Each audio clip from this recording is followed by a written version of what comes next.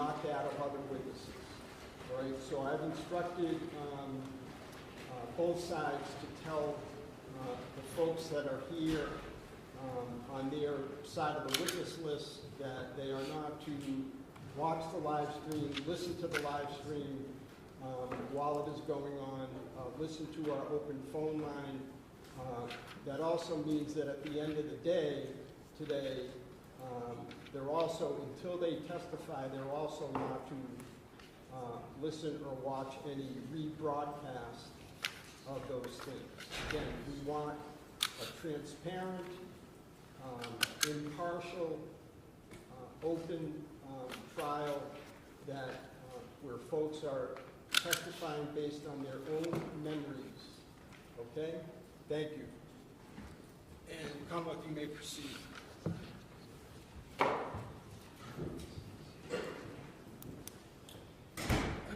Sir, in a loud, clear voice, can you please introduce yourself? Spell your first name and your last name.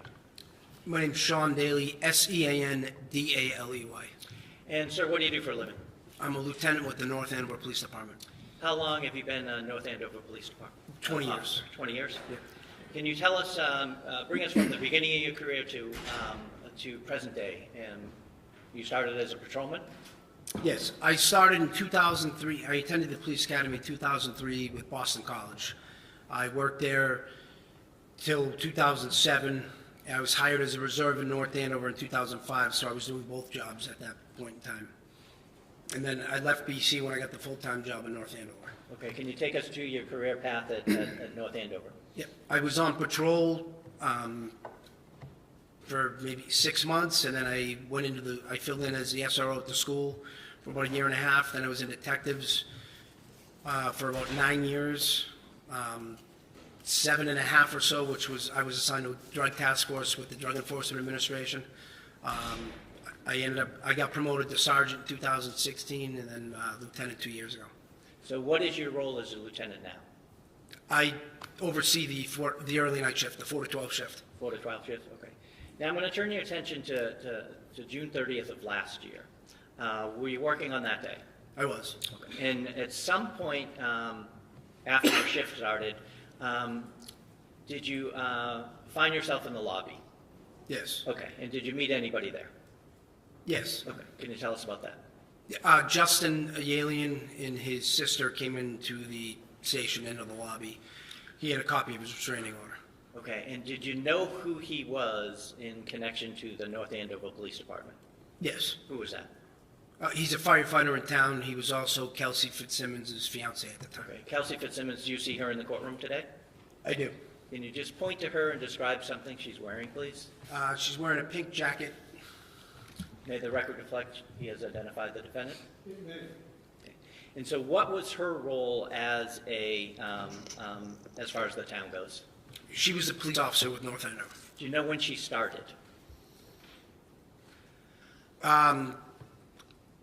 In 2024. Not exactly sure when, but yes. And what was her role when she started in the police department? She was a patrol officer.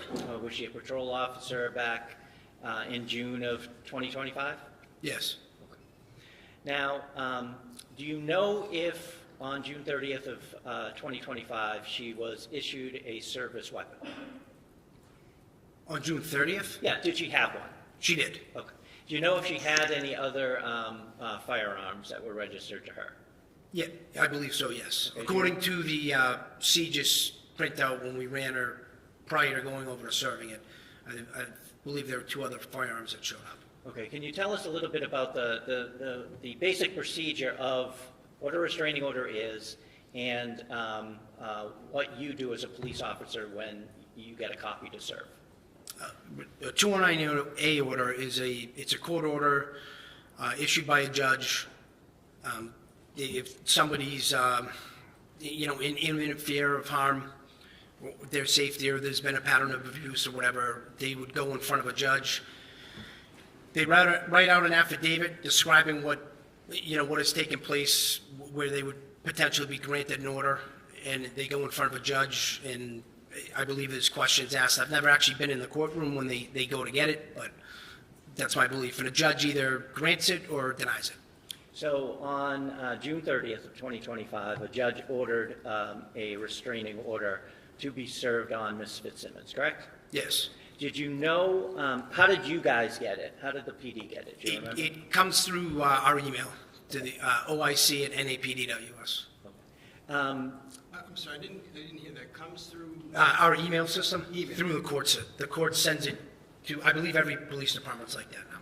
And you use some letters to the who? OIC@napd.us, short for officer in charge. Officer in charge? Yeah. Okay, thank you. And all the supervisors get it. Okay. So you got it? Yes. Okay. Did you know that Ms. Fitzsimmons had a small child? Yes. Were you able to review the contents of the restraining order itself? Not the affidavit, but what the court ordered? Yes. Okay, so what was the court ordering? She was to have no contact with Justin Aylaian or the child. She couldn't go within 100 yards of the residence in another town, I believe where his parents live. She had to surrender her firearms license to carry. Could have no contact with him.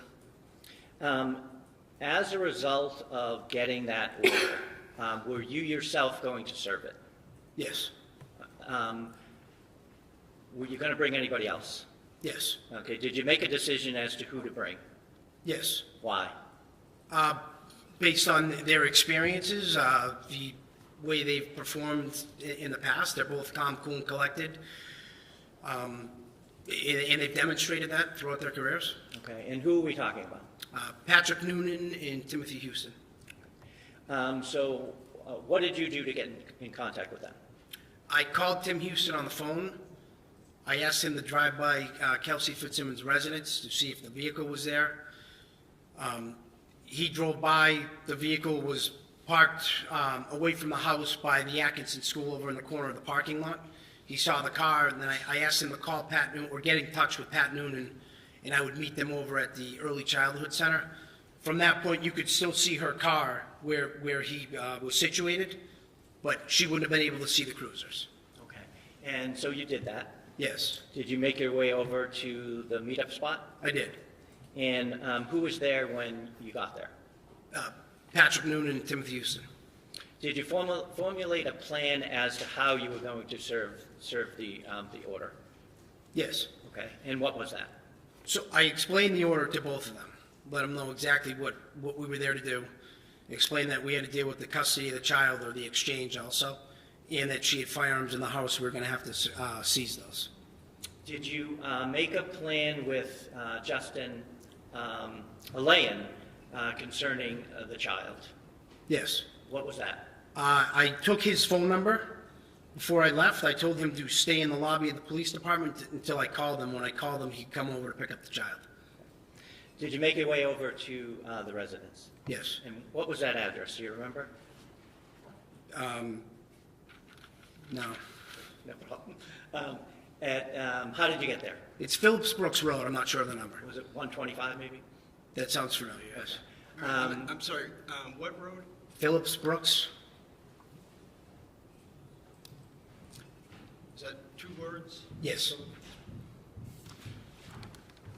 Thank you.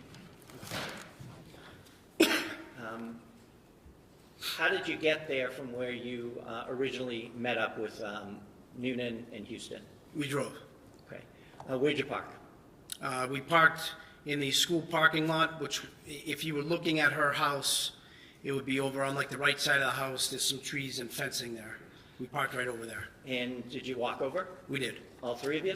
Yes. Tell us what happened when you got to the house. We walked up to the house. I believe I rang the bell and I knocked on the door, and she came out holding the baby. And when you say she? Kelsey Fitzsimmons came out holding the baby. And so can you tell us about your initial interaction with her? Kelsey opened the door. I told her that we had paid documentation for her, and if we could come in, and she let us come in. Did you tell her what the documentation was originally? At the door? Yes. No. Okay. So where did you go in the house? So when you walk in that door, it's like an enclosed front porch area. We walked into there, then the front door, the main part of the house is there. We entered that, and like if you go to the left there, it's like a living room. We went into that room. Okay. Did you direct her to go anywhere when you got into that room? Yes, so I asked her to put the baby in, there was like a little bouncy rocker next to the couch, and I asked her to have a seat on the couch. Why did you ask her to put the child down?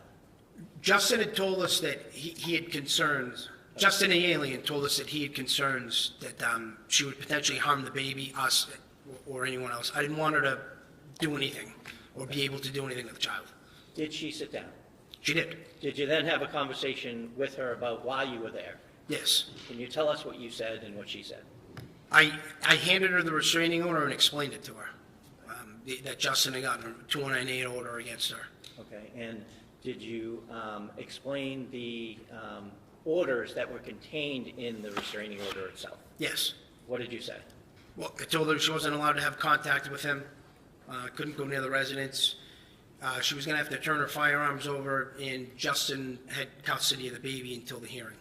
When you say the residence, it wasn't the residence where she was living, it was in... Yeah, whatever, Justin Aylaian listed an address, I believe, on the document. Okay. When you mentioned that you were going to need to seize her guns, did she respond to that at all? When I said we were taking her guns? Yep. No, I then asked her, where are your guns? And what did she say? She said they were in the basement in a safe. In a safe in the basement? Yes.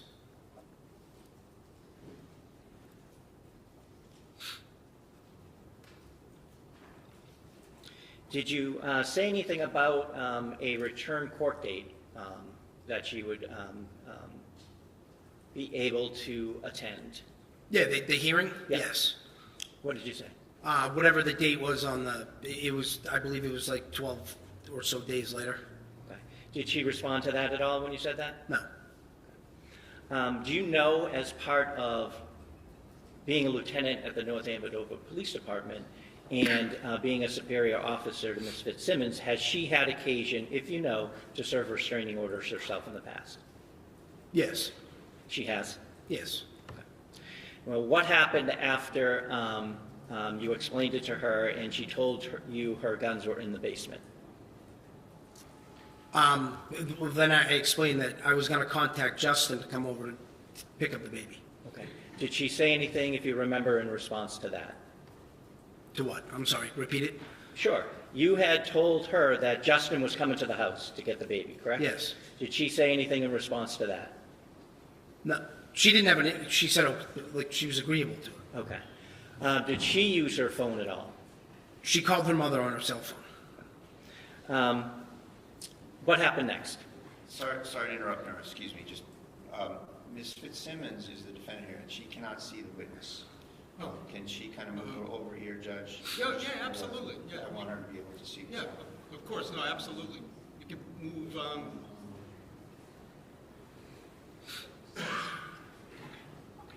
Maybe you folks slide down a little bit. Is it because of the angle, or is it because of the computers. screen? The computers. Oh, the computers. Okay.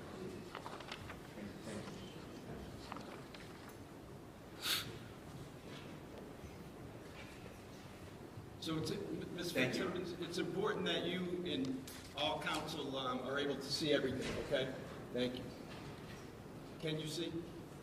Yes, I can. Your Honor, I can't. Can't see, you may have to sit 2 rows back there. I don't think that there's much that we can do about it.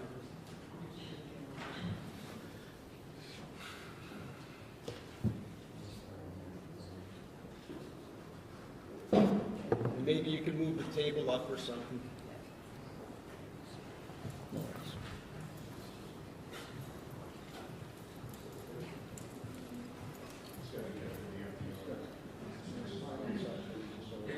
Thank you.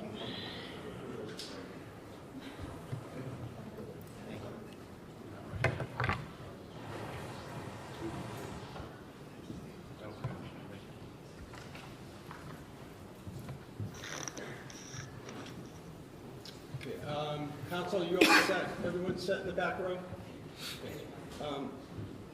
Hold on one second. Ms. Moriarty, can you see? Yes, thank you. Okay. All right. Thank you. So what happened next? She called her mother. She called her mother. Okay. Yep. Did she ask if she could gather anything for the baby? Yes. Okay. And so tell us about that. She asked if she could get some items for the baby, so the baby started getting fussy in like the bouncy chair. Officer Noonan ended up holding the baby for a little bit, and Tim Houston and I went around with Ms. Fitzsimmons into the kitchen first. She opened some drawers. There were some like jars and formula bottles, whatnot, that she was grabbing and putting in a bag. And then we came around. She went upstairs to the bedroom where the shooting occurred. I was with her. She walked in, looked around, we walked back out, went back down the stairs, and then she went into the room. If you're looking at the house, it'd be the room on the right, that had like storage shelves along the wall. There were some diapers and other things like that she grabbed. Okay. Why did you escort her around? Because it's serving an order like that, you don't let anyone, we control the house, we control movements. Okay. So you wouldn't let her be in a room by herself? No, Or out of your sight? correct. What were you looking for as she was walking around the house? Any potential weapons. So now she's back downstairs in the room to the right if you come in the door, correct? Yep. And she's gathering belongings. What happens after that? She started getting a little bit emotional for a second, saying she was going to lose her job, etc. And I told her, you just relax, take a deep breath. You got to let the process play out. Maybe cooler heads prevail. And she actually kind of settled down a little bit. So what happened after you had that conversation? I called Justin to come to the house, and her mother showed up right around that point. Who had the baby when her mother showed up? Do you remember? Officer Houston had the baby when her mother showed up. Was there a handoff at that point? When her mother showed up? Yep. Yeah, the mother took the baby from Officer Houston. Okay. So what happened next? Her and her mother were in the family room. She showed her mother the 219A order, and the statement was made that we were taking her baby, and I told her we're not taking your baby, Justin is, and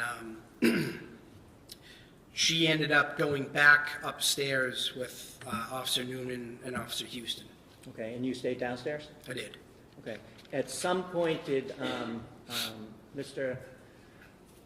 Aylaian arrive? Yes. Okay. Can you tell us about that? So Mr. Aylaian arrived with his sister. They came in the house, and Kelsey was upstairs in the bedroom with Officer Noonan and Officer Houston. I had the sister take the baby out to the vehicle, and Justin grabbed some things and went out. He came back into like the porch area, the enclosed porch area, asked if he could go grab his suitcase and some items, and there was also, he had asked also, because she had his wallet and some other items from the weekend, he had asked if he could get those too, and Kelsey had agreed to give those back to him, Okay. or give them to him. So he had left the house. The sister, excuse me. Do you know her name to be Courtney Aylaian? Yes, Aylaian, excuse me. And she took the baby outside. yes. Justin went out initially, but then came back and asked permission to come back in the house? He went out carrying some items, and then he came back up and asked if he could retrieve some things, Okay. including a suitcase in the basement. Okay. And did he go down the basement? He did. Okay. After he went down in the basement, who was upstairs? Both Officer Houston, Officer Noonan, and Kelsey Fitzsimmons. Okay. At some point, did Officer Houston come down? He did. Okay. And where did he go? Do you remember? Officer Houston came down the stairs and told me that Ms. Fitzsimmons didn't want Justin in the house, so I told him to go around to the basement to basically hold him there, because we didn't want them interacting. So Officer Houston was going to hold Justin Aylaian at the door over there, which is around the backside off the kitchen. And Okay. And Officer Noonan is still upstairs overseeing the defendant? yes, What happened next? maybe a minute later, I'm down in the family room with Kelsey's mother and the child. They're over by the couch. She's holding the baby. I'm standing right basically on the wall of where if you pivoted around the stairs would be to go upstairs, and the front door opens kind of funny. So I was just standing there waiting, and then I heard Officer Noonan. Was the baby still in the house, or did the I'm sorry, the baby was gone at that point. The baby was Yes. gone at that point. Okay, so how close are you So to... Kelsey's mother's still downstairs in the living room or family room with me.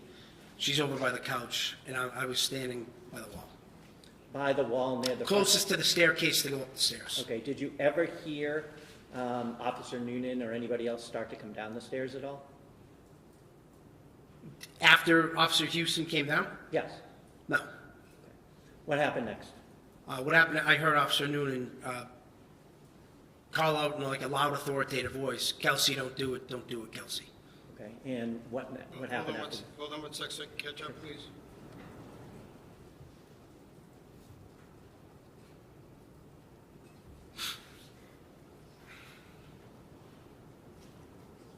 Well said, thank you. Did you hear anything after that? Gunshots. How many of you remember? 2. Coming from upstairs? Yes. So where did you go after that, when you heard that? So when I heard Officer Noonan call out, "Kelsey, don't do it, Kelsey," I pivoted, looked up the stairs, and started running up the stairs. When did you hear the gunshots? While I was moving up the stairs. Officer Noonan, was he at the top of the landing? He was at the top of the landing in the frame of basically standing at the frame of the bedroom door. Okay. What did you do when you got to the top of the stairs? I looked in the room. And what did you see? Miss Fitzsimmons was laying down. She was on the floor. If you look at the room, she was from the doorway. She was on the opposite side of the room, head closest to the wall, feet closest to us. And she appeared to be injured? Yes. So what did you do as a result of that? I immediately went into the room, got up there. When I got up to her, I could see the gun was, she had a firearm down by her left leg. So I picked the gun up, put it on the bed, between her and the bed, and then we started dealing with it, like rendering it. Where was Officer Noonan at this point? In the bedroom. Did you have your gun out? No. Did he have his gun out? Yes. Okay. Do you know what happened to the gun on the bed? The gun on the bed, at some point when I was trying to wrap gauze around her, Officer Noonan picked it up and I believe he handed it to Officer Core. Okay. Sorry, Officer who? Noonan handed it to Officer Core, C-O-R-R. Did you, can you describe the injuries that you saw? Yeah, so she had a gunshot wound to her chest, or lower, between the abdomen and the chest, like right below like the breastplate. And when I rolled her over to her side, I could see in the back it would appear to be an exit wound. Were the other first responders called? Yes. Who called them, do you remember? I got on the radio basically pretty fast saying that we had shots fired, female down, and we need medics or something to that effect. And I believe other people also were on the air. Was the defendant saying anything when you got in the room? When I got into the room originally, when she's on the ground? Yes. Yeah, she kept saying, "I'm sorry and I want to die."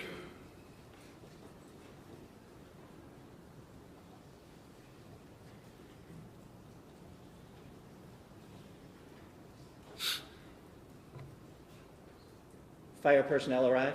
Yes, They take her away? they did. Okay. What did you do with the scene, if anything, at that point? At that point, we were calling people to come to the scene. Okay. Did you secure it? Yeah.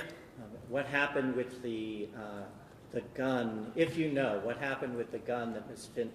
Fitzsimmons had next to her when you walked into the room? Do you know where that ended up? Yeah, so if you came up the stairs, at the top of the stairs, there was some shelving with some police equipment. There was like a gun safe on the floor right there.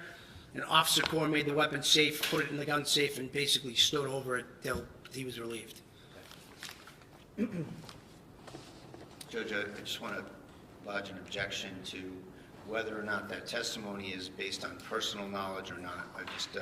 I don't want the witnesses testifying to, things that they've learned in the investigation. There's been no preface for the question. Did he see that? How does he know that? So I just want to take the opportunity right here to object to anything that's just sort of global testimony versus something the witness perceived.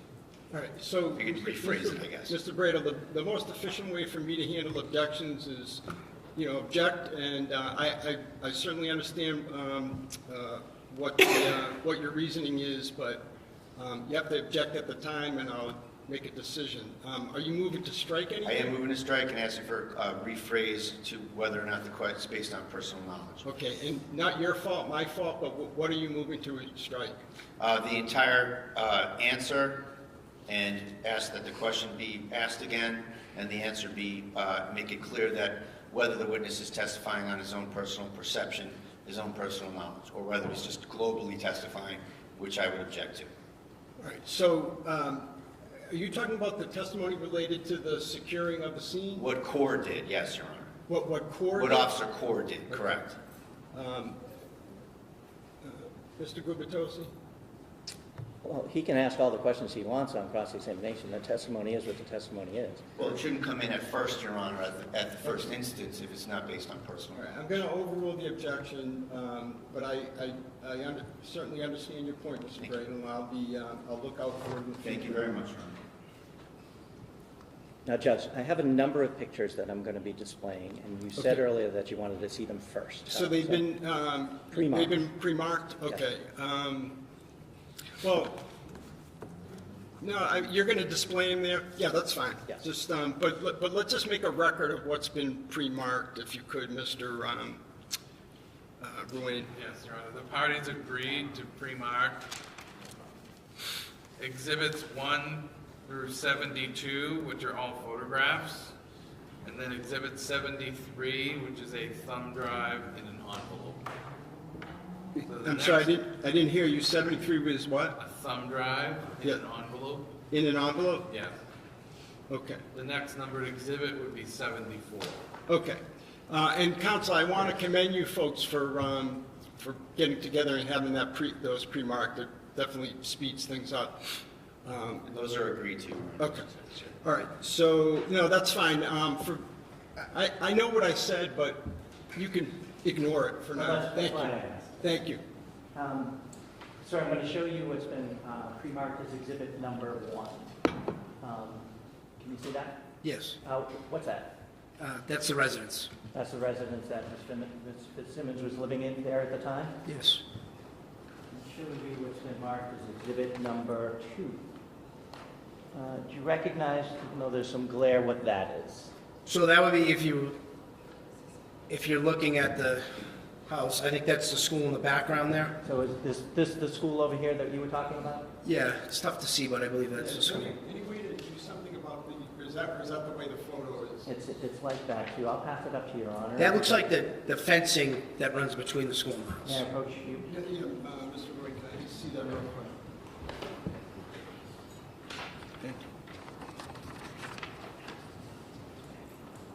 you. Okay, I get it. So did you want to take another look? No, actually, I can see it better with this one. Yeah, that's the, basically to the right of the house. And that's the school that you were talking about? Yes, That's where her car was parked, back that way? yes. Was there anything in the driveway at the time that you got there that would have prevented someone from parking in the driveway of the house? Not that I recall, no. I'll show you what's been marked as exhibit number 4. Did you recognize that? Yes, it's the residence. Number 7. That's the main, the door to come into the house.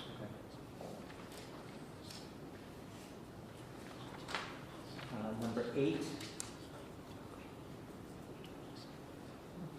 That's the Same. stairs going up? Yeah, stairs in, yeah. Can I'm sorry, can I see Exhibit 8? There was some glare, and it's just difficult. Thank you, Mr. Roy.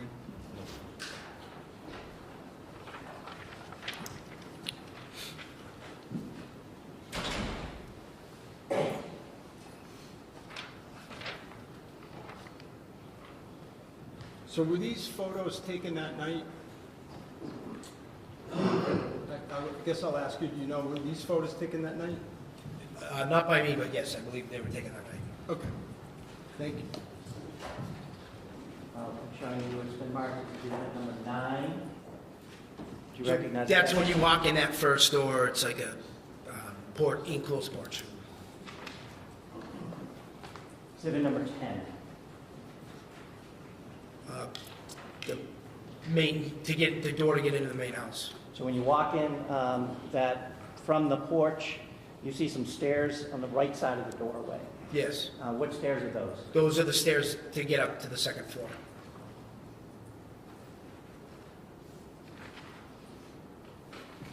I'm going to show you exhibit number 13. You recognize what that is? Yes, that's the living room. So as you walk in the front door that we were just looking at, to the left, Yes. okay. Do you see where Ms. Fitzsimmons was sitting when you asked her to take a seat when you first got in there? Yeah, so where that blanket, the red and black checkered blanket is on the couch, she was just to the left of it. So right here? Can I, let me just excuse for one moment. Can you folks in the back row see the photos? Yes, Your Honor. I'm okay with where it's at. If I could just inquire. Sure. Can you see? We can see it, Judge. Thank you. Okay, I just want to make sure, thank you. Yeah, go ahead. I'm going to show you what's been marked as exhibit number 14. Do you recognize what that is? Same room. Just a different angle? Yep.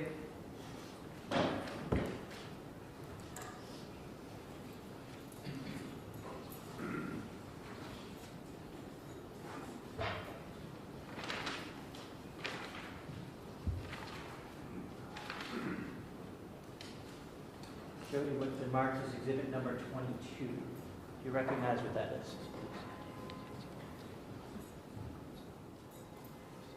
Is that if you walk into the living room and you take a right, there's another room there that then leads to the kitchen? Does that make sense?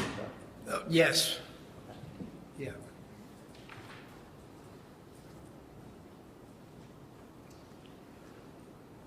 Is that room that we were just looking in? into? Correct. Same. And I'm sorry, what number was that you I'm just? sorry, that's 23. Thank you. I'm showing you it's been previously marked as exhibit number 25. Do you recognize what that is? That is the kitchen. Okay, so right now we've started going in the front door, gone to the left through 2 rooms. Now this is the kitchen? Yep. Yes. And is this where you said Ms. Fitzsimmons was gathering bottles and jars? So just past the refrigerator, you can't see it in this photo, but there was some drawers, in like a cabinet that she'd opened, and there were some jars and things in there.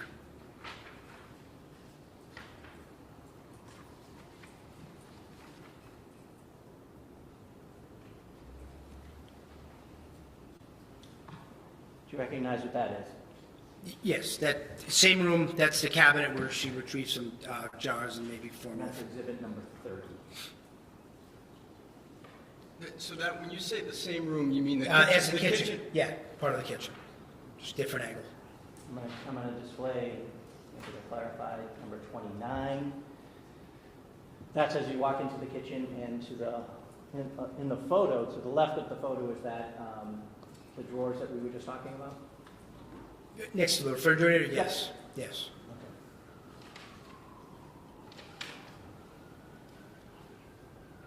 Do you recognize what that is in exhibit number 31?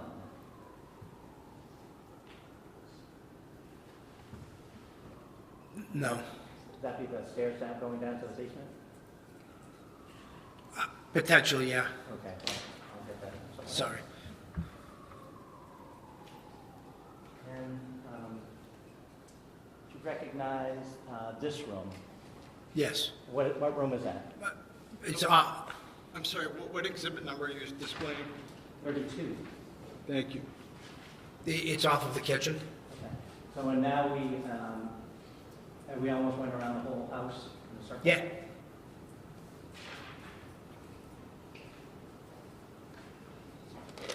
Now I'm showing you what's marked as exhibit number 33. You recognize what that is? Yes. Okay, what is that? That'd be a photo from the bottom of the staircase looking into the room where we were at first. Okay, so the picture taker would have just walked through exhibit number 32, that last room, and Came full circle? Yes.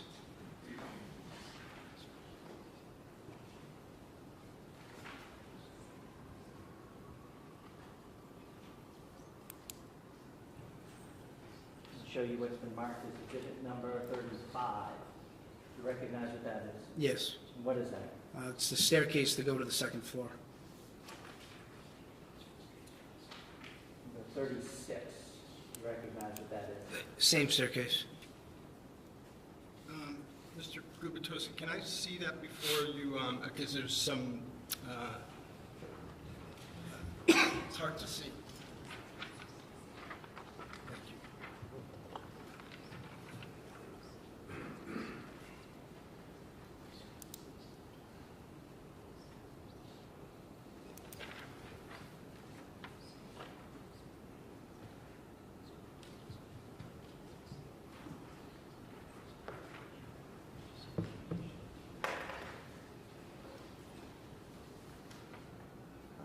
Exhibit 37. Can you describe what we're seeing there? That's if you were at the top of the stairs, looking straight on. And Pierre said there's a room to the right. Which room would that be? That's the bedroom where the shooting occurred. Exhibit number 38. That's a photo from the top of the stairs also. Okay, that's in the. You see a room on the left side of the photo. Is that what we call the baby's room? Yes. Mr. Gubitosi, may I see exhibits 37 and 38? I'm just getting some glare. Thank you.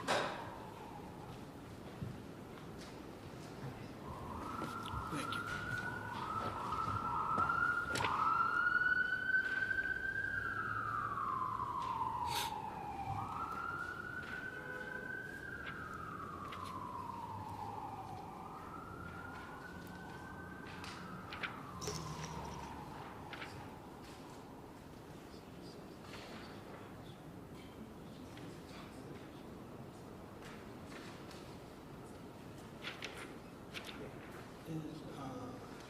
I'm sorry, Mr. Gubitosi, do you mind, on exhibit 38, I had trouble picking up what that was.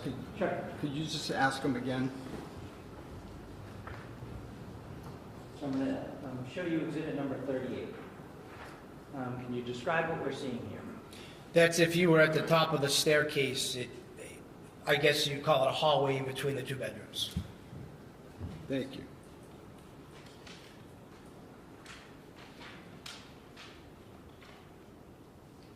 Exhibit number 40. That's the baby's room.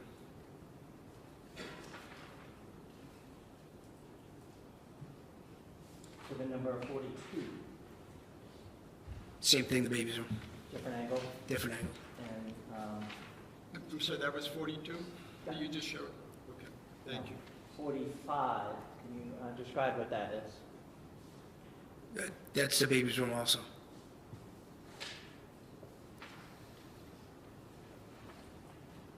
Exhibit number 46. You recognize what that is? Is that the baby's room looking out the door towards the landing? Yes.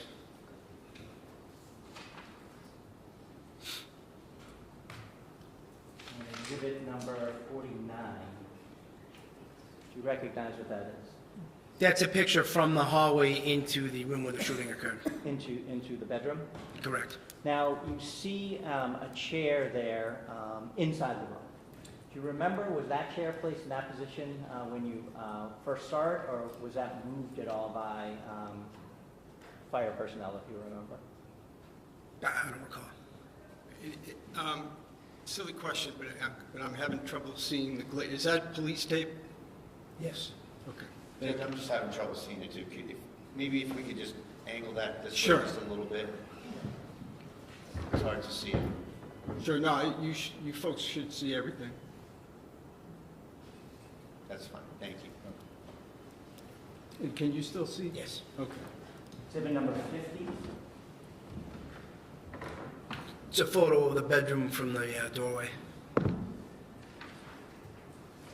Exhibit number 51. Same, it's a photo of the bedroom from a different angle. So it shows the left as you walk into the room? Yes, it showed like the hard corner if you came in the room. Exhibit number 52. Same, it's the bedroom where the shooting occurred. Exhibit number 53. Same. Okay, now in this photo, you can see an air conditioner, you can see the bed on the right, correct? A bassinet on the left? Yes. When you came into the room, where was Ms. Fitzsimmons?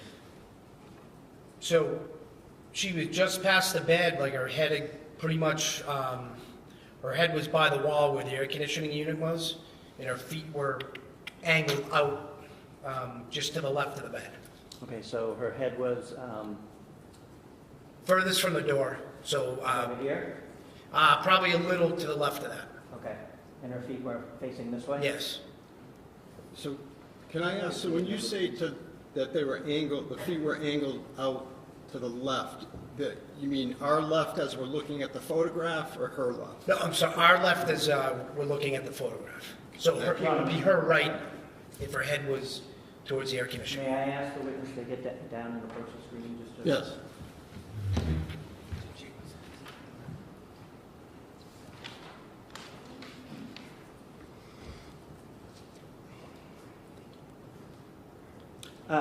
Could you just describe the positioning of Ms. Fitzsimmons when you first walked into the room? Yep, she's basically here. Like if my hand was her body and it was kind of laid like this, her head was right over in here, and her feet were over here. And where was the gun?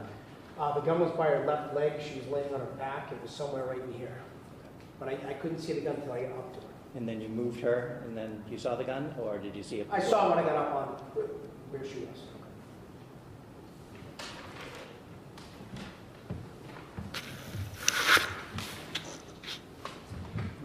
Show you what's been marked as exhibit number 55. Do you recognize what that is? Yes. It's the bed, same bedroom, and that's the area she was laying in. Right, it'd be like the bottom of the screen, Okay. or the bottom of the photo. That's the opposite side of the bed. Yes.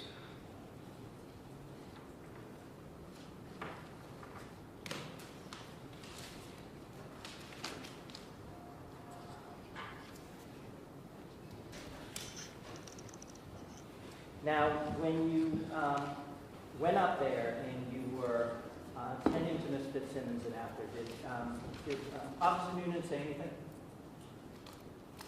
Well, she was still there? No. Did he say anything? Well, after? actually, yeah. I mean, we were both telling her to, like, just breathe, calm down and breathe. Okay. Did he say anything after she was taken away? Yes. What did he say? When we were basically in the hallway towards the baby's room when they'd taken Kelsey down the stairs, and I heard him say that she had pointed a gun at him. Objection, motion to strike. Sustained. What was his demeanor at that point? Officer Noonan's? Yes. I think he was sort of in shock a bit, like everybody. I mean, I think we were all clearly taken by surprise by what happened. And how long after you, after the shots were fired, did you have a conversation, without saying what it was, with Officer Noonan about what happened?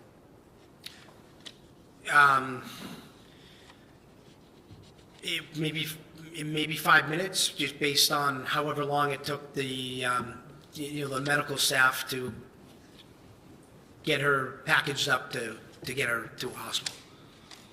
Your Honor, I would ask for a ruling on an incited utterance at this point. An excited utterance from Officer Noonan? Yes. And Officer Noonan's going to testify? Yes. And counsel? I would object, Your Honor. All right. Well, I think I need more of a foundation, but if it qualifies, I'll... Now, you stated it was about five minutes after you heard the gunshots, right? That you had a conversation with him, that he said something to you, correct? Yes. In the meantime, you both had been tending to her wounds, true? Yes. And you said he was, seemed to be in shock, which is different than he normally was.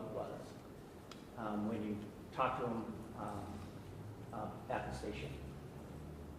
Yeah, definitely. And how so? I think, like everybody else, I think he was overwhelmed and a little bit trying to process what just happened, or bewildered. Sustained. As to what, like everyone else, I just need to know what the officer appeared to you, what his demeanor, what was his emotional state, etc. So I wouldn't say, he wasn't emotional, he appeared shaken a bit. I'd redo my request, Your Honor. Lack of foundation.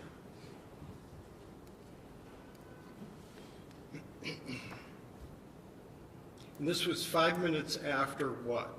After the shooting, 5 minutes after, I'm sorry, this is to you. 5 minutes after the shooting. So how long did it take for the fire department to remove Miss Fitzsimmons? I'm guessing around 5 minutes. It may have been quicker. Fire department was there that quickly? The fire department was there very quickly. Yes. All right. I'll tell you what. This sounds like seems like a good time to take a break, our morning break. So, and I will rule on the objection when we get back. All right. So we will stand in recess, say, for 15 minutes. Will that work for everyone? Thank you. Okay. All right. Thank you. All rise, please.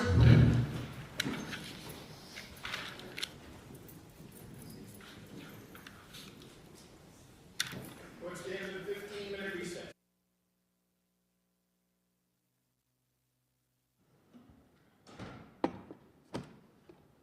Court's back in session. Please proceed. Your Honor, we're back on record on the Kelsey Fitzsimmons matter. All counsel and the defendant are heard.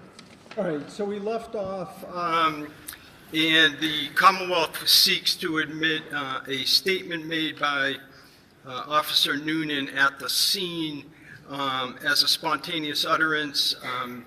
The defense has objected. Does either side want to be heard more? I would, Judge. Please. I would like to be heard. So the government wants to have it both ways here. You know, they want you to think that this guy is cool, calm, and collected, you know, and then they want to get some statements in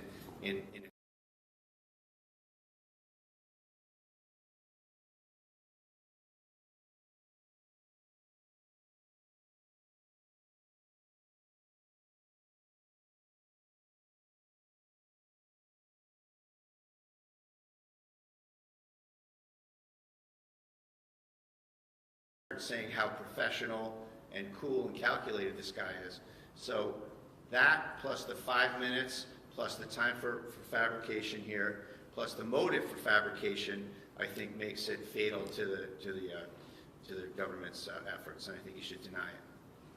Anything in addition, Commonwealth? Your Honor, the declarant himself need not be excited.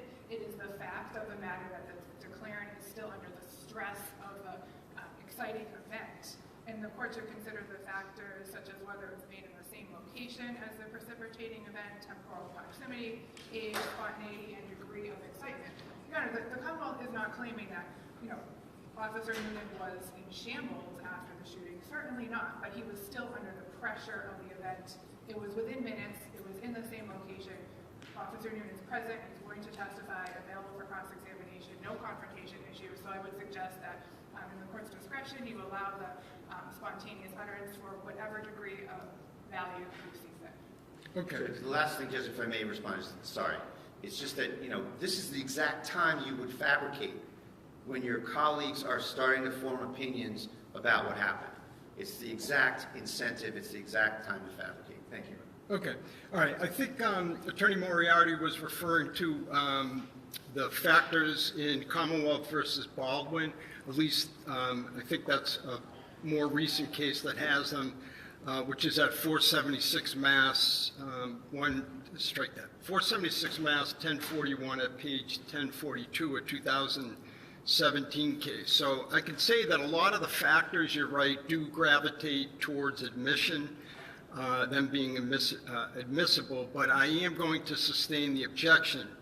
This will be somewhat of a double negative, but strike that. I am unable to find by a preponderance of the evidence that the statement was not the product of reflective thought. So the objection is sustained.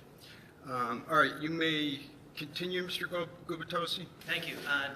Just one other question. You were on scene at the time of the shooting, correct? Yes. Was your gun checked after the shooting before you left the scene? Yes.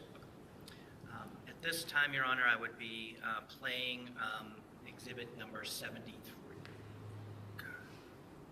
Okay, which is what? A video compilation of Mr. Aylaian's outside of the house. Outside of the house? Well, outside of the house, including the basement. Okay. And this has been jointly admitted, right? Yes, Your Honor. Okay. Yes, you may play it. Is there sound too, or is it? No.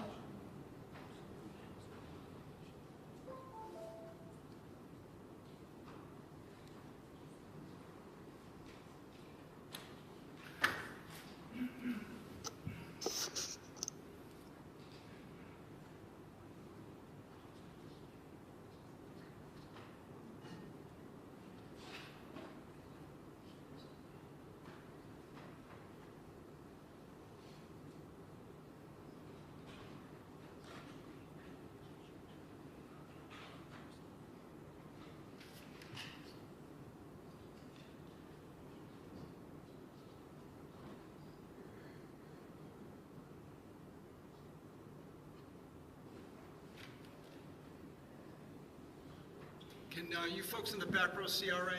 Yes, thank you. Oh, sorry. We can see when it's on the screen.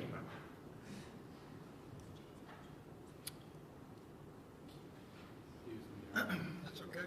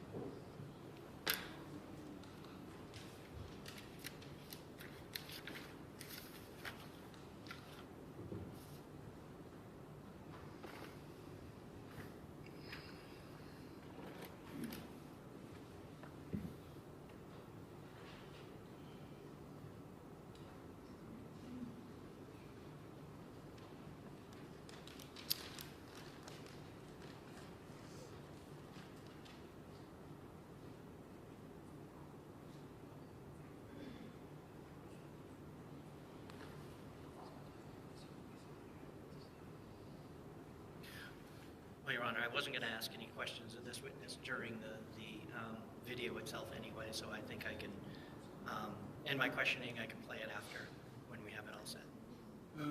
Okay. Well, Mr. Wayne, you think you can just in a couple minutes, or you're not sure? I'm not sure. Okay. All right. All right. So, yeah, why don't we maybe try to fix it at the lunch break? Would that work? Would that work for the Commonwealth? Sure.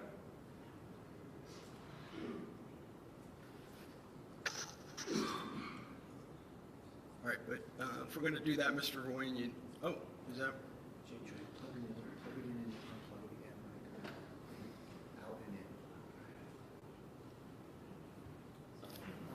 That's okay. I have IT here, I can have them come up at the break.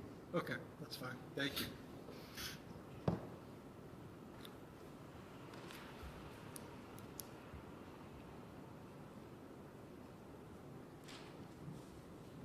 All right, so do you have questions? You have additional questions? No. Oh, I'm sorry. I thought that you had additional questions. No, that's what I said. I wasn't asking any additional questions, so You I weren't can, that. Okay. I can sit down. So I guess, Mr. Bradl, Yes. they started strike that. We started to watch Exhibit 73, it cut off. We're having some audio-visual difficulties, which is my signal for our IT folks that may be in the building to come on up and help us. But while I'm stalling doing that, are you okay with marching forward with your cross? I can Without it? start, but it is my problem now, Judge, I guess. I just would like it to work at some point. So to be clear, you want to use this video in your cross? Yes. All right, well, in fairness, if that's the case, then I should allow the Commonwealth an opportunity to play it. So, where's our IT folks? He's on his way up. Okay, excellent. Is it, My name is Khan.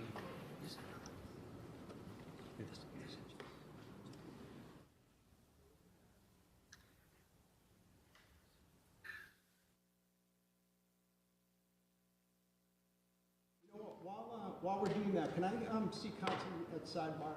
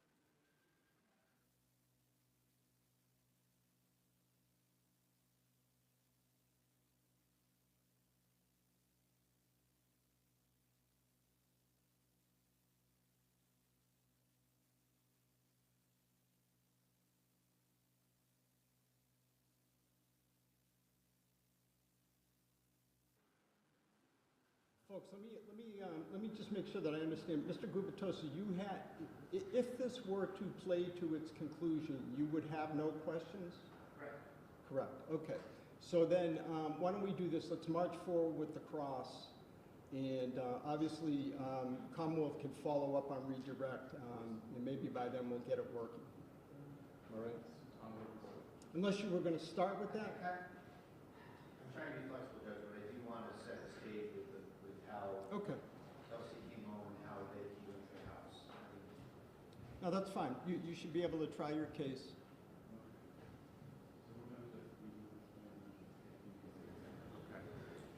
Judge, just an idea is we have the actual DVR from the house, and so we have the same stuff. We may be able to play from ours. Yeah, that's what I was thinking. Actually, it's even better. We do have their compilation that we Okay. can play from here, maybe. Right, you have the exhibit, you're just putting it in a Right. different computer. Okay, maybe we can do that. Is that right? Can you just confirm that that's right? That Yes. it's the same exhibit? Okay. Yes, Judge, it's what we received. All right. So, let's see if we can get it moving, and if We so... have enough time to here.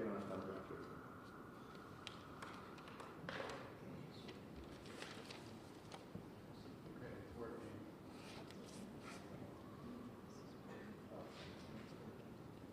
All right, so why don't we So do we this? need that. Let's start from the top. Can you just replay, just start it from the beginning? We're still going to consider this, that this is during the direct by the Commonwealth of the lieutenant, and this is Exhibit 73. And now, of course, it won't work because I've said too much.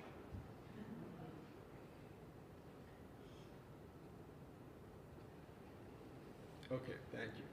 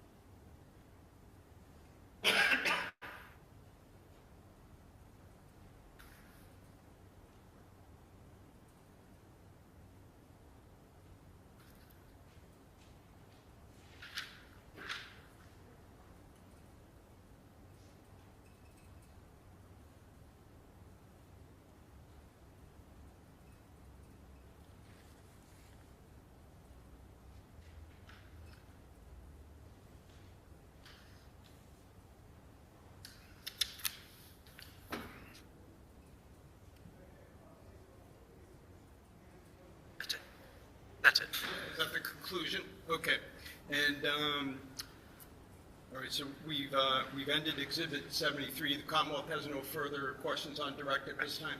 Okay. All right, so cross-examination. Thank you.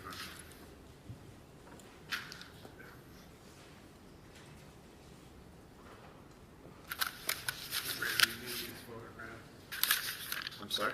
Photographs. Well, you want, yeah, photographs, thank you. Photographs, thanks.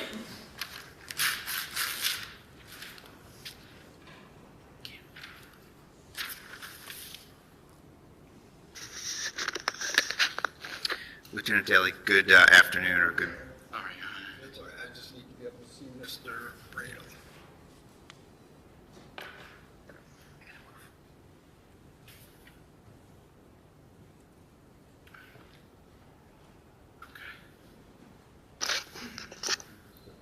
All right, all set, Mr. Bradl. Sorry, did something just happen? Sorry, I was hoping to just. Oh, you're going to replay it. I'm sorry, that's why. I'm going to use it, I'm sorry, yeah. No, that's okay. All right, so. And that was I'm actually sorry, working pretty well. Mr. Wayne, then I shouldn't have moved. Sorry. No. So do what you need to do. Okay, you ready?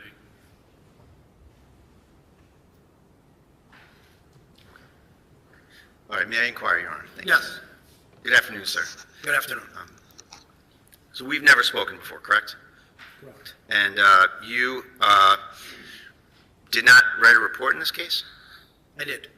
And where is it? Who did you write it to? Where did I write a report Right, to? when did you write it? Afterwards? And was it submitted in discovery? I don't know. I wasn't involved in that. Okay. Now, as far as preparing for trial, did you meet with the Commonwealth to do so? I did. And how many times did you do that? Once. And when was that? Friday. Last Friday. Last Friday? Okay. And so it's been obviously since June 30th since this happened, correct? Correct. And you've been on the job with Officer Houston? Correct. You've been on the job with Officer Noonan? Yes. Now, in terms of this incident, isn't it true that you spoke with Justin Aylaian at the police department before going to Kelsey's house on June 30th? Yes. And was that in person? Yeah, in the lobby. And how many times did you speak with him altogether? In the lobby? Or Anywhere? about This? If I had spoken to him at a work, like if he was on some type of a medical event, I mean about this incident, about the service of the restraining order. just in the lobby. So and once- then when I called him on the phone to come over to the house, I've never spoken to him other than All right. How did you get a hold of his phone number? because he gave it. I asked him for his phone number when we were in the lobby before I left, and I told him to wait in the lobby till I called him to come over. How did he come to be at the lobby of the police station? I don't know. Why I was would he- assume he drove, but I Well, don't you know. interacted with him, right? I did. Was he there to see you? I don't know if it was necessarily there to see me. He was there to bring in the restraining order and to work out the logistics of the essentially taking custody of the child. Okay. So he brought you the restraining order? He brought a copy of it, and we had a copy of it that had come in electronically. All right. Did he show you a copy of his affidavit at all? He did. All right. And did you bring that to Ms. Fitzsimmons? No. So you had it with Mr. Aylaian, but you didn't share it with Ms. Fitzsimmons when you served the order? I didn't share it with Ms. Fitzsimmons when I saw the order, no. Now, just so we have this right, Mr. Aylaian went to probate and family court, filed a lawsuit, essentially, a restraining order, getting custody and making all sorts of allegations against Ms. Fitzsimmons, right? That was your understanding? Yes. And he was living in Stowe, Massachusetts with his parents at the time, correct? I don't know where he was living. Okay. Did you ask? No. Did it matter? Where he was living, well, I knew he wasn't living at the residence because if he was living at the residence, it would have changed things as in Ms. Fitzsimmons would have had to vacate the residence. There you go. The judge would have checked on that. So he's not living at Phillips Brooks Road, right? or he had somewhere else to stay. I didn't ask him. All right. And there's no provisions here where, in this order, where he's trying to get her kicked out of her own house, right? Correct. So he's an adversary to her. He's gotten an order from a court that says, I'm afraid of her, keep her away from me, right? That's what it says in essence, right? Correct. And you summoned him to the house where she was? To pick up the child, yes.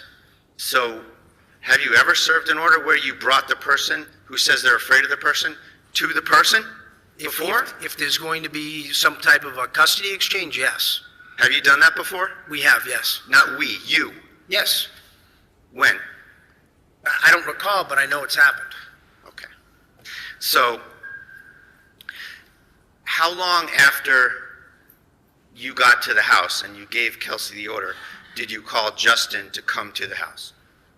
Would have been a matter of minutes. A matter of minutes. Yep. So who did you go to the house with?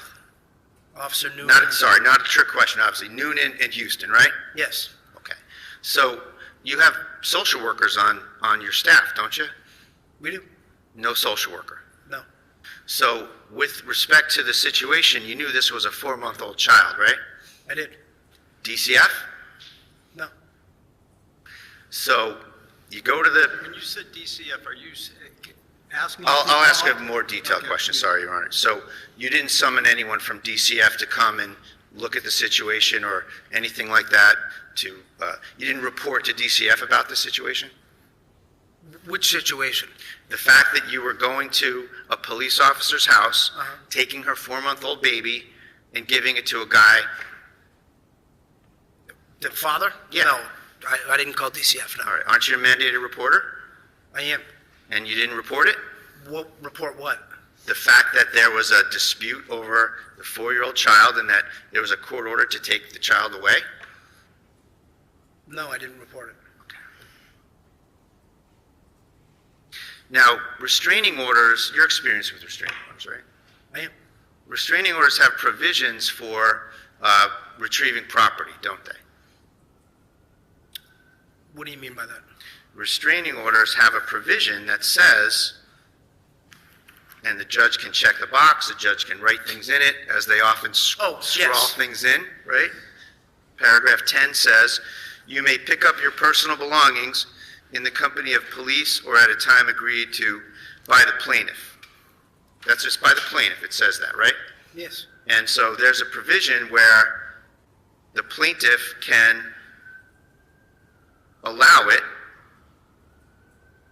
by agreeing to it. And this is a situation that's a little bit different, isn't it? The plaintiff is leaving, right? And the defendant is staying at the house. Yes. So the judge took no action in that area, did they?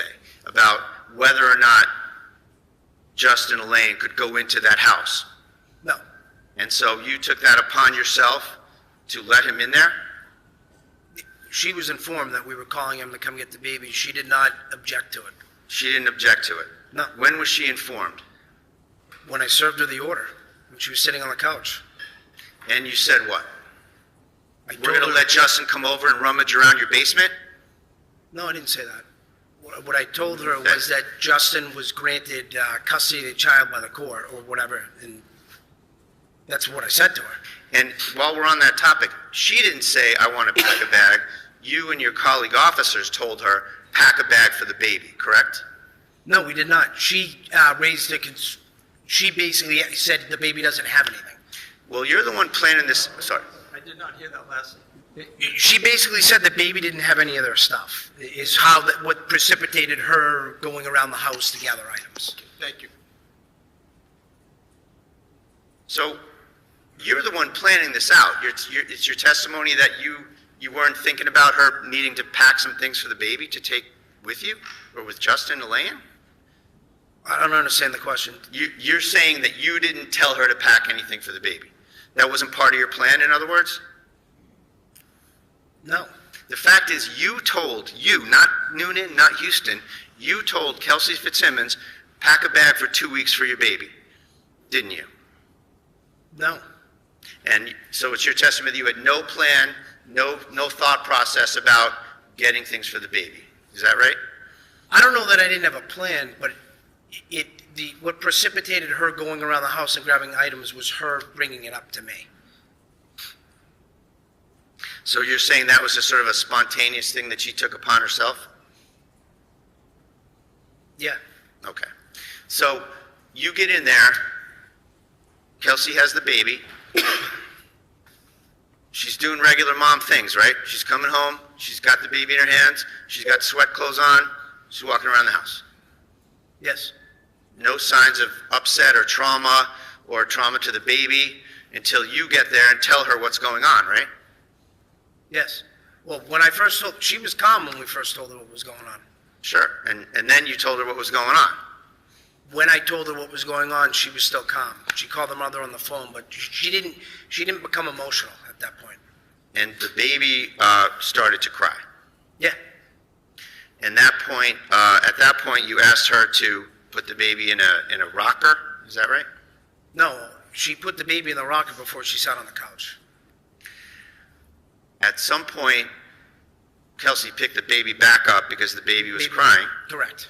And she was in the middle of feeding the baby, right? When you got there. Which I don't know that. So there was a bottle. I don't know what she was doing before I got there. Okay. There was a bottle with formula or whatever there. Yes. And she told you that she was feeding the baby and that she needed to keep feeding the baby, right? Actually, yes. Yes. Okay. And then she hands the baby to who? Officer Noonan. Okay. She handed the baby to Officer Noonan. Correct. Right? And she gave the bottle to Officer Noonan, and Officer Noonan fed her baby, correct? I believe so, yes. So her state of mind towards Officer Noonan, 5 minutes before the shooting, or 10 minutes, or whatever it is that you're someone that can feed my baby. You're someone that can take my baby, right? Objection. It's somewhat argumentative, overruled. She did that, right? She did what? What I just said. Can you ask the question again? She gave Noonan her baby. Oh, And yes. she gave him the bottle and he fed her, right? Yes. And nobody forced her to do that. She made a decision to do that on her own, right? Yes. Now, you said that Kelsey had started in 2025? That's what I have in my notes. That's not no, right, it was is it? before. I believe it was 24. Okay, well, it's 23, Okay. is it not? I'm not positive of the date. It's been a few years. All right. It's fair to say that you hired her, right? I did. You trained her for 6 months you were her DI for 6 months, right? Drill Correct. instructor? Yes. She was the treasurer of the police academy when she was there, right? She was. She came on the job and she worked under you on many shifts, right? During field training, and I believe briefly afterwards, yes. All right, so she's an officer from 23 that you know well, and she's been there a while, right up until going out on maternity leave and then coming back, just about to come back June 30th, right? Correct. And as of June 30th, she was slated to go back on the schedule for July 4th, right? To go back on patrol, yes. Yes.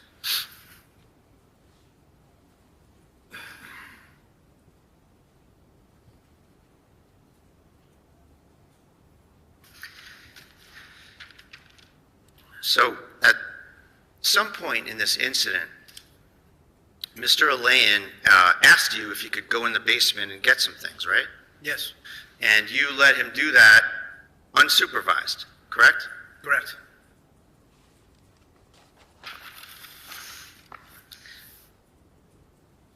Isn't it required that an officer accompany the person with the consent of the homeowner? I'm not sure.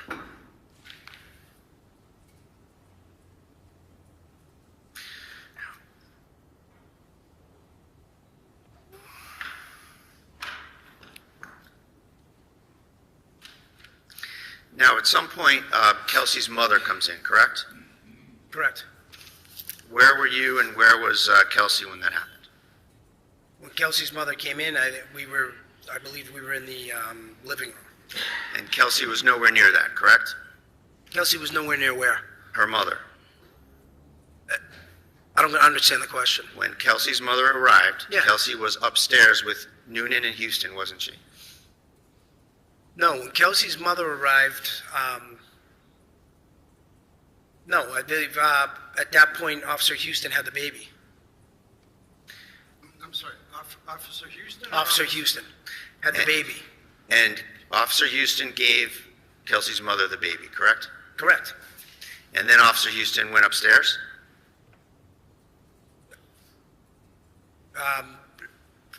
I'm not positive. So at some point, you're downstairs, Houston and Noonan are upstairs with Kelsey, correct? Correct, yes. All right. Where was Mom at that time? She was in mother. the living room With who? with the baby. And where were you? In the living room. So you're with her? Yes. Okay.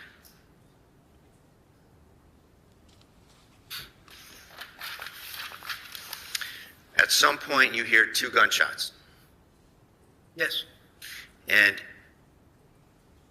at that time, Houston is downstairs with you. He's joined you downstairs. When the gunshots happen, he's downstairs, but he's not joined with me. He's Is, around in like the kitchen right at the top of the staircase, so he's, according to him. Houston is downstairs and not upstairs with Noonan and Kelsey, correct? Correct.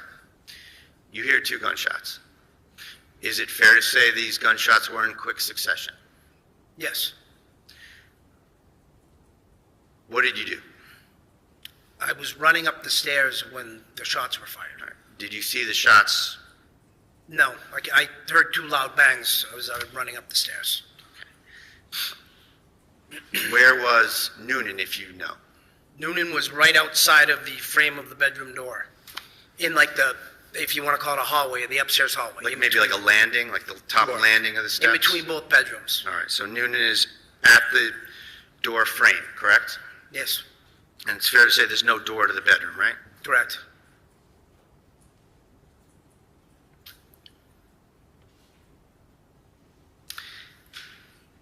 When you get up the stairs and look into the room, what's the first thing you see? Her feet Where were they? over on the other, the far end of the bedroom by the bed. Kelsey's feet. Correct. And she was on her back.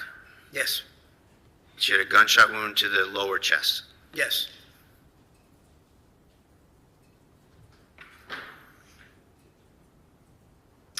And at some point, you went over there to render first aid, right? Yeah, it was pretty much immediately. Okay. And Noonan is covering the scene with his firearm, correct? Correct. Now, when you went up to Kelsey, what was the first thing you did? Was it in terms of first aid or in terms of securing the firearm? Secure the firearm. All right. And where was the firearm? The firearm was by her left leg. All right. Isn't it true that when you were interviewed by the CIC representatives, you said that the weapon was under her leg? I didn't hear that. Under what? Yes, you said it was under her leg when you were interviewed. By her left leg. Like, Well, under is different than by. when I was able to see the firearm when I got up to her, I could There's no not see question it. before you, sir. I'll ask you a question. So, today you're saying that it was by her leg, correct? Yes, And we agree that when you were interviewed by the CIC months and months ago, you said that the firearm was under her leg, correct? I'd have to look at the exact statement, but Sure. May I approach, Your Honor? Yes.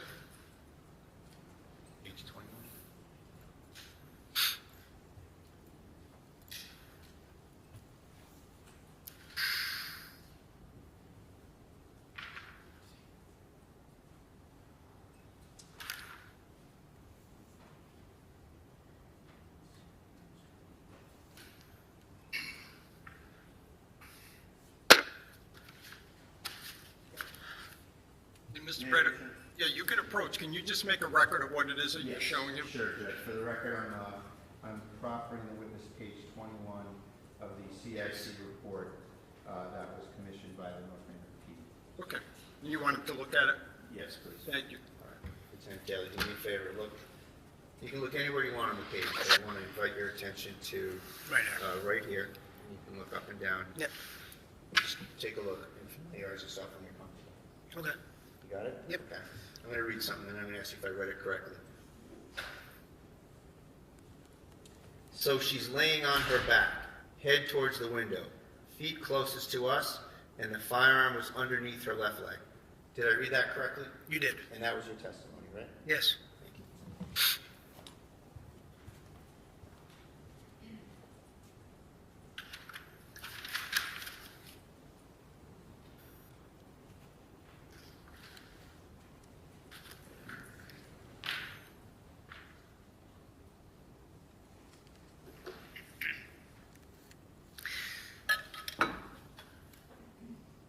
Why did you roll her over? To see if there was an exit wound. And did you tend to that? Yes. And at some point, Kelsey said, "I'm sorry, I want to die," correct? Correct. And when was that? During that time. Was Noonan anywhere near her? Yeah. What was he doing? I don't know. I mean, he was he was right by me, but I was wrapping gauze around her. We're trying to at that point. He was there. He might have been grabbing stuff, more additional things out of the medical bag. I don't know. At that point, Kelsey looked at him and said, "Why?" Didn't she? Not that I recall. Did Noonan say anything to her? I think, yeah, and so did I. He basically said, like, calm down and keep breathing. Okay. Is that it? That I can recall, yes. And what about you? What did you say to her? The same thing. Now, you were asked if you had your gun checked as a result of this incident. What? I don't mean to put you on the spot. And you can go find it. But do you know your gun serial number? No, I don't. Okay.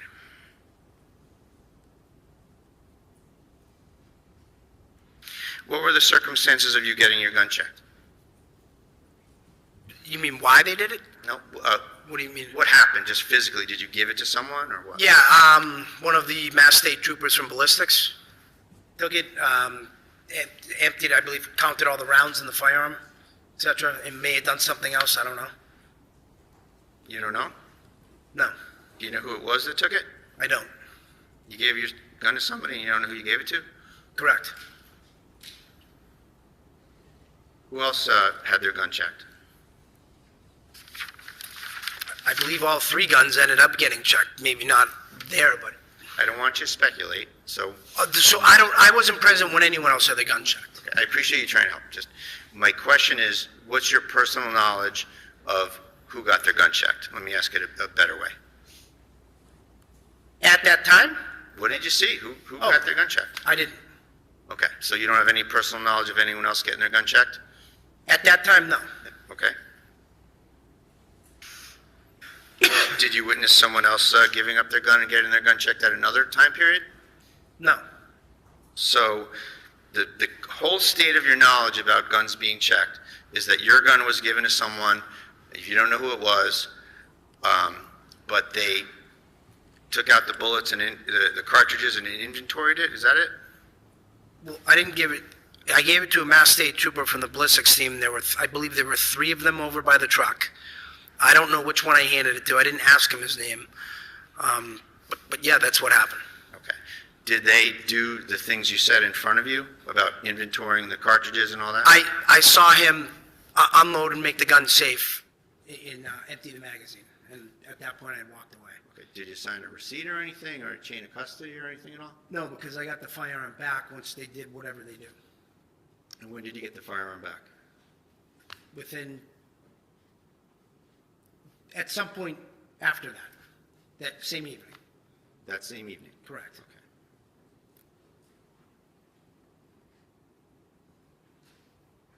Okay. And sorry if I asked you this. You don't have any personal knowledge of the circumstances of anybody else's guns being given up and checked? I never witnessed any of the other people's guns getting checked. I know that Tim Houston had already left, and they were trying to had already left the scene at that point. So they were trying to make, logistically plan out someone going over to pick up the gun from him, his firearm. Okay. So I knew that it got checked. I just don't know exactly when. You assume it got checked based on the circumstances. How about that? We Fair agree on enough. that? Okay.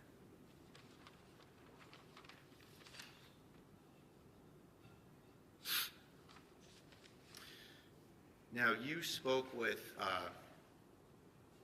Justin Aylaian at the lobby of the police station before you went to the scene, right? Yes. We talked about that.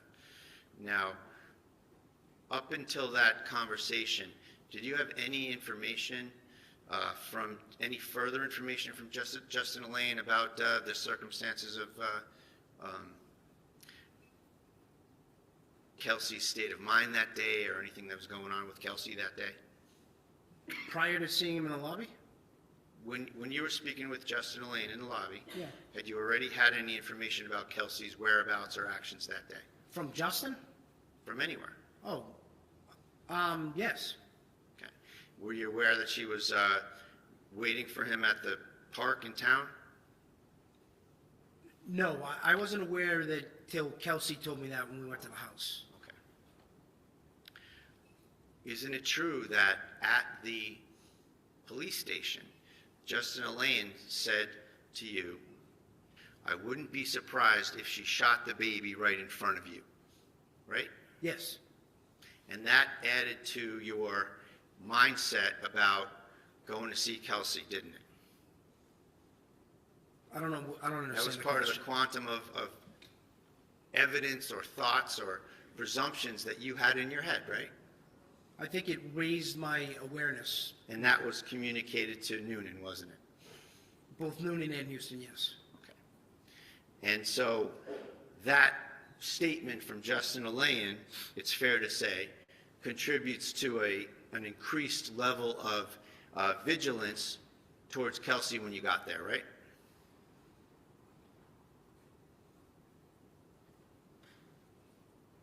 No, I would think. It's your testimony that that's not a factor in your mind? No, Is it's that a correct? fact. It's a factor in my mind, but I think from a tactical perspective, I think everyone was actually yes.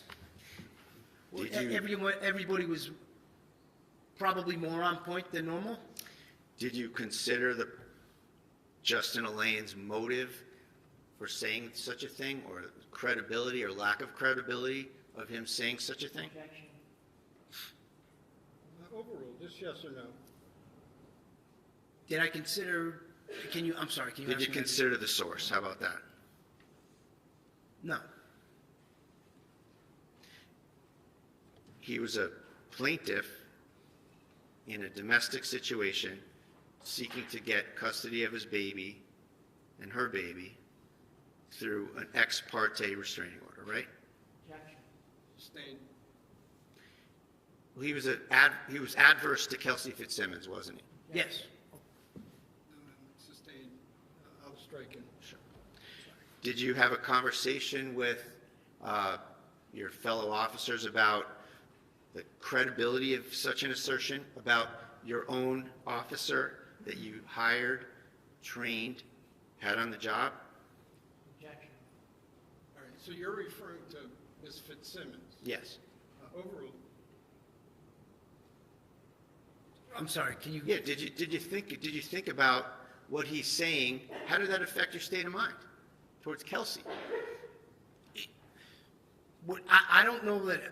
I didn't take everything that he said as 100% factual. However, there was a court order in place where we had to go serve the documentation. Regardless, I don't know. That was my state of mind. Did you consult with Justin at all relative to this restraining order before you met him in the lobby? No. Well, you talked to him on the phone, right? Before I met him in the lobby, no. Oh, you didn't? Okay. I talked to him on the phone when I called him to come to the house. That's the only time I've ever spoken to him on the phone. Yeah, one moment, please, Your Honor. Yes.